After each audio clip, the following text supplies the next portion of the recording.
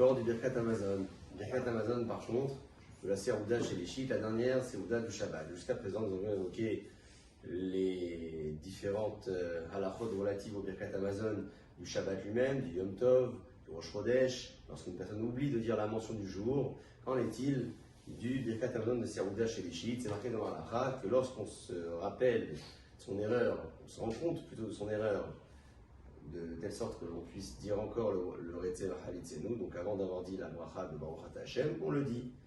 Puis si on a continué le Birkat trop tardivement, à tel point qu'on ne puisse plus dire la bracha de rattrapage qu'on a évoquée ici à plusieurs reprises, à Serouda chez les chiites, on n'aura pas besoin de refaire le Birkat Hamazon.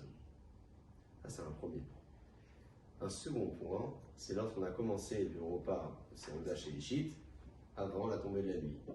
Et le repas s'est poursuivi largement après la tombée de la nuit. Est-ce que dans ce cas-là, on dira le Retzel Halitzenu dans le Birkat Hamazon ou non? À puis à la fin, on retient un principe, celui qui consiste à dire que le statut d'un repas est défini en fonction de son début et non pas en fonction de sa fin.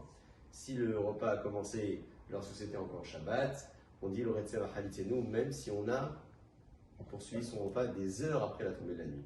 Ce principe est valable pour un jour de Yom Tov, est valable également pour d'autres jours de fête, certainement pour Purim, mais à d'autres occasions où on doit dire également une mention spécifique dans le Birkat Hamazon, puisque le repas a commencé pendant le moment de la fête. Par contre, si jamais on a pris Arvit au milieu du repas, donc nous n'avons pas terminé le repas, on a pris Arvit au milieu pour des raisons de facilité, techniques ou autres, dans ce cas-là, on ne dira pas la mention du jour dans le Birkat Hamazon que l'on récitera à l'issue de la prière de Arvit, puisque Arvit, c'est le début de la journée suivante, c'est la conclusion de la journée précédente, et donc même si le repas a commencé pendant Shabbat, a commencé pendant Yom Tov, puisqu'il s'est interrompu avec un Arvit au milieu, en disant le Birkat Hamazon à la fin, on ne mentionnera pas la mention du jour.